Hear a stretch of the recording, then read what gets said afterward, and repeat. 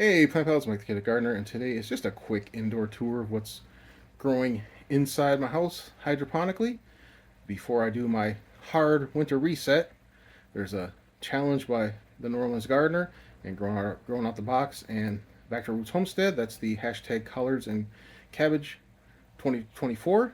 So I'm participating in that inside, but I also do have a few things growing inside. And before I do a hard reset before I start the winter indoor grow challenge, that'll be hashtag WIG 2024. I'm going to show you some of the things that I've got growing on inside. So you can see there's nothing on there. That's a little sticky catcher. That's been up there for almost a year since winter time, and I want to keep it that way. So that's why I always do a hard reset. So people ask me, how do you make sure you don't have bugs inside over the winter? Well, don't grow any plants. I mean, if you're an indoor plant grower, that's going to be hard to do. But I typically don't have any soil, and I will not grow any plants inside my house, and even be careful about bringing in produce and stuff from the grocery store because it'll have fruit flies and stuff on it sometimes, and I don't want any of that. So for supposedly you can go 2 weeks and it should be fine, but I used to typically go a month just to be safe, and after that I can grow as much as I want inside, generally pest free. And I also have a little bug zapper here just to make sure. And another thing, you see the fans. The fans are blowing air, and the bugs don't like that. So yeah. But anyway, on to the tour. So this is a monkey face pepper, and this is not meant. This could be like a 8-foot tall plant. It's not meant to be in this little 11-inch tall sprout unit here. But I figured, why not? I had an extra one. I started a bunch of them, and this was an extra. You can see little flowers on there. They might grow great, might not, but again, this is a fun experiment inside. This right here is a little microdwarf jalapeno, and it's getting blocked out by that, so I'm going to put it in its own little vitamin bottle here, and maybe it'll recover, maybe not. Again, that was an extra, so I just stuck the extras in here because I had no really place else to put them. But as you can see, it's not a bad thing. All right, so the New Orleans Gardener talks about broccoli rabe a lot, so I figured for fun, before I do I'll probably do a serious indoor grow of broccoli rabe. This right here is some seeds I've been collecting. Before I do a serious indoor grow of broccoli rabe in a bigger system, I just want to see how it does hydroponically. So an easy test is to take a cheap, you can sometimes get these for as little as $10 from like Walmart on clearance, and typically sometimes they try to charge $100, which I think is ridiculous. I typically pay under 40. I think I got these for 20 each on clearance. So yeah. But so I'm growing broccoli rabe in this one, and I'm growing broccoli rabe in this one. I just dropped the seeds, so we'll see what happens. Again, I'm still harvesting seeds from the herb challenge, but it's really taken them a long time. They've been the flower for a long time, but like these ones I can collect. I still haven't done that yet, but I was waiting for the other one back there to go to flower, but it's just chugging along. Same thing with my this thing keeps falling out. I gotta probably be done with this plant. This is the mullein. It keeps falling out of its thing there because it wants to, I don't know what, but it keeps tipping over, and I put it back, but the roots are still touching the water, so it's a beautiful plant. It's got those big, giant, fuzzy leaves. So I'll probably just cut all these leaves off. Well, see, it's got growth there, so I might new growth there. So I might just cut off the big leaves and see if I can start over again from small. Yeah. And the same thing with the Greek Mountain Mint.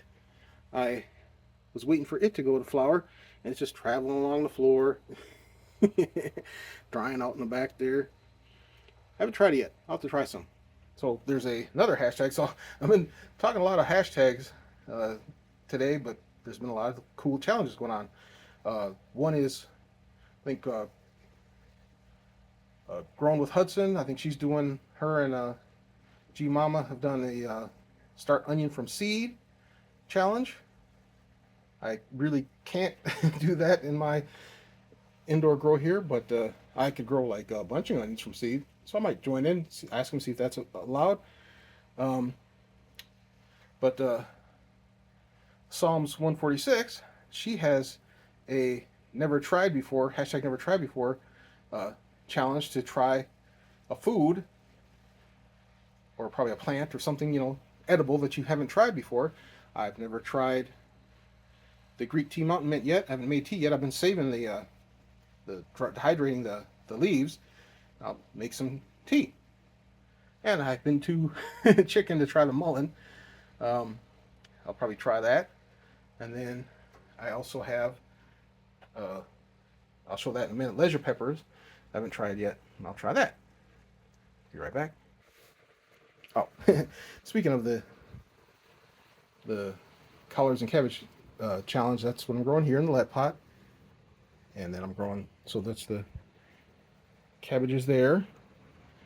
And collards down here just started.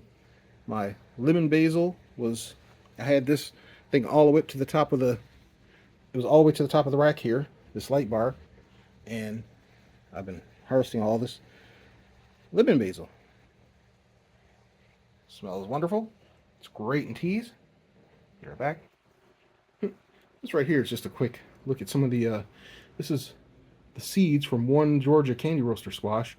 It's a year old, and it was starting to get a little bit brown on the stem, so my wife brought it up, and I chopped it up, chopped the bad end off the stem, and everything inside was fresh and beautiful. It smelled just as good as the day I harvested it. And these are the seeds. So I'm letting them dehydrate. They're already pretty much dry right now. It's only been like 2 days, 3 days, something like that. So that's really awesome. But right here is my leisure pepper. And so this is a small leisure pepper plant, and you can see that like that one is beautiful and ready to harvest.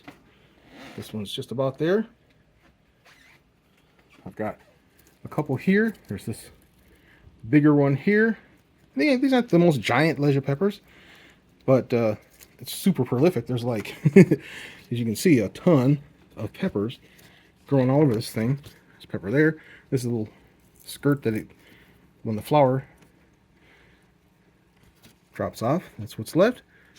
So very excited about that. Again, next to that is the monkey-faced pepper, and it's got lots of little flower buds all over it. There's little flower buds everywhere, but so far I haven't really produced any peppers yet. You can see the flowers, so we'll see. I had that problem with trying to grow. I mean, this is supposed to be a full-grown pepper plant, and this one too. And sometimes they don't mind being purposely dwarfed and cut back, and sometimes it makes them bushier and more prolific, and sometimes it takes them forever. But if you have the time and the patience, one thing I found out, like with Fresno plants, is that the more you cut them, you abuse them, you cut the tops off of them, all of a sudden, eventually, it'll get the message and start producing peppers from the side growth, and it'll be really prolific. Like I had one plant that took like a year and a half before I got anything, and I got mad, and I I did a video on it. I cut it down to a twig, and after that it started producing for me. So yeah, look at that nice beautiful pepper there. You can see all the flowers behind it. So yeah, it's super prolific little plant, and this is just one of them. So if I really did a concentrated setup and gave it room, I think it would really show off. Beautiful flowers. Smells great over here too. So that's one advantage to inside versus outside, is I can smell the flowers. So this is all great and positive.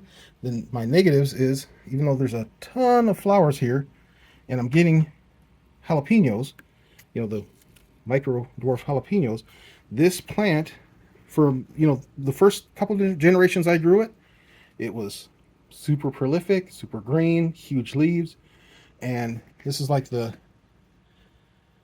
third or fourth generation, and it's susceptible, if I can say the word, to powdery mildew. You can kind of see it there. And even though it has a ton of peppers on it, it grows a ton of flowers, and then a lot of them drop off. You can see these little sticks, and then there's new growth, and it's just kind of an annoying plant. So I almost think I'm going to go back to a regular jalapeno and just dwarf it down myself, because, or if I can find the OG original seeds and start from back from Gen 1. So dwarf jalapeno, monkey face pepper, pleasure pepper. So that's what's growing on inside. Be right back. So the final thing I want to show is the Paul Robeson tomato. It started off super great and shot right up to the ceiling and put on a ton of flowers, but nothing has really happened. I've tried different formulas of like NPKs and stuff, and it's just a very sensitive, delicate plant. So I'm not that thrilled with it. I think I would have had tomatoes already if I'd grown a different variety. And I've noticed people who grow it get like 1 or 2, and I kind of got 1 or 2 when I grew it outside. But I have still redone the formulation, and so you can see all this new growth, and you can see down here there's a ton of new growth. So I've got nothing else going on here. Even though I could swap it out and grow something else to the ceiling, I'll just let it go, and we'll see what happens. So my ceilings are 8 foot tall. You can see the plant is all the way up to the ceiling. So yeah, just gonna let her go. All right, that's what's going on inside.